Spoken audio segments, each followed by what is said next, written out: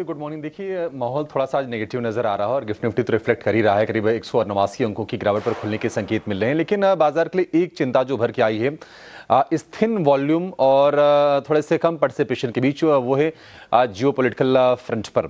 हमने देखा था कि ज़ेलेंस्की जो कि यूक्रेन के राष्ट्रपति हैं, उनसे मुलाकात हुई थी फ्लोरिडा में अमेरिकी राष्ट्रपति डोनाल्ड ट्रंप की, लेकिन अभी खबर ये आई है और रूस ने दरअसल ये आरोप लगाया है, दावा किया है कि यूक्रेन ने पुतिन के आवास के पास ड्रोन से हमला किया है। करीब 90 ड्रोन से ताबड़तोड़ हमले किए, जिसको कि एयर डिफेंस से नाकाम कर दिया गया है। हालांकि यूक्रेन ने इन आरोपों को पूरी तरह से गलत बताया है और कहा कि यूक्रेन का जो रूस का दावा है वो पूरी तरह से झूठा है। लेकिन कहीं न कहीं इस चीज़ के चलते अब ये तनाव पैदा हो गया है कि जो अमेरिका की जो कोशिश है दोनों देशों के बीच में शांति समझौता कराने की, ये किस दिशा में आगे बढ़ेगा।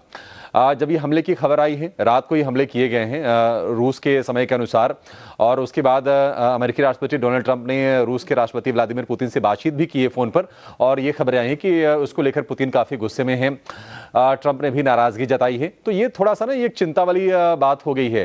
एक जियोपॉलिटिकल कंसर्न ये है कि यमन में जो अलगाववादी हैं उन्होंने आरोप लगाया है कि सऊदी अरब ने एयर स्ट्राइक किया है। आपको बता दें कि कुछ दिनों पहले सऊदी अरब ने कहा था कि जो 2 प्रांत सऊदी अरब के कब्जे में हैं उसको अलगाववादी छोड़ दे, वहां से अपनी सेनाएं हटा लें। तो थोड़ी सी तनाव वहां पर भी बढ़ रही है और ये लंबा मसला है, यमन का तो काफ़ी पुराना मसला है। तो ये सारी की सारी चिंताएं हैं। ईरान को भी डोनाल्ड ट्रंप ने कुछ धमकी दी है और नेतन्याहू के साथ जो कि इजरायल के प्रधानमंत्री है उनके साथ बातचीत की कुछ मुलाकात की खबरें आ रही हैं। तो ये थोड़ी सी तनाव की स्थिति ग्लोबल मार्केट में ज़रूर है। देखते हैं कि इसका इम्पैक्ट आगे क्या होता है। लेकिन अमेरिकी बाजारों में कल फिर से हमने देखा कि पार्टिसिपेशन थोड़ा सा कम ही रहा और एक रेंज के बीच में कारोबार होता हुआ दिखा। तो लगातार दूसरे सत्र में नरमी रही। कल डाउ जोन्स में करीब 250 अंकों की गिरावट रही है। अगर हम नेस्डेक की बात करें तो 118 अंकों के आसपास की नरमी रही, और परसों के सत्र में यानी कि शुक्रवार के सत्र में, माफ कीजिएगा, हमने देखा था कि S&P 500 ने नया हाई बनाया था। कल वहां पर भी हमने नरमी देखी 24 अंकों के आसपास की। टेक्नोलॉजी शेयरों पर थोड़ा दबाव आया। एनवीडिया करीब 1% कमजोर हुआ, 1-1.25%। इसके अलावा मेटा, ओरेकल, पैलेंटियर टेक, कुछ और जो शेयर हैं जो टेक्नोलॉजी वाले हैं या फिर AI वाले हैं, वहां पर हमने नरमी का सत्र देखा। लेकिन आज इस हफ्ते कोई खास डेटा नहीं है। आज US फेड की जो दिसंबर की जो बैठक हुई थी उसके मिनट्स आएंगे, तो आगे दरों को लेकर US फेड के ऑफिशियल्स के बीच में क्या चर्चा हुई है, क्या मत बन रहा है, उस पर जरूर फोकस होगा। अगर हम इस साल में अमेरिकी बाजारों की बात करें तो S&P 500 में 17% की तेजी हुई है, डाउ करीब 14% और नेस्डेक की बात करें तो 21% का उछाल आया है।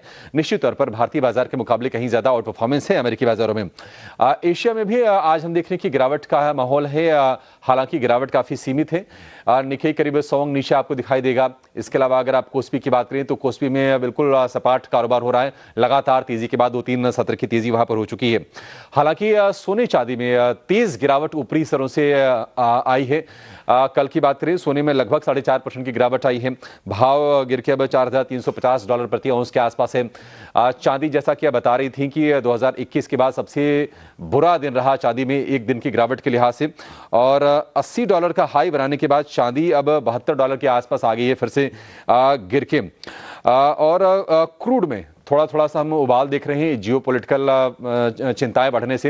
हालांकि भाव जो है $160 के आसपास के हैं। लेकिन अच्छी चीज़ ये है कि जो बॉन्ड यील्ड है अमेरिका में वो थोड़ी सी नरम हो रही है और गिर के आ गई है 4.1% पर। US में जो 10 ईयर की बॉन्ड यील्ड है, लेकिन डॉलर इंडेक्स थोड़ा सा स्ट्रेंथन हुआ है, 98 के ऊपर आया है डॉलर इंडेक्स। तो कुल मिला जुला के अगर आप देखेंगे तो बाजार के लिए जो सेंटिमेंट है, अमेरिका कमजोर है, एशिया कमजोर है। इसके अलावा हम देख रहे हैं कि क्रूड में थोड़ी सी उबाल हम देख रहे हैं।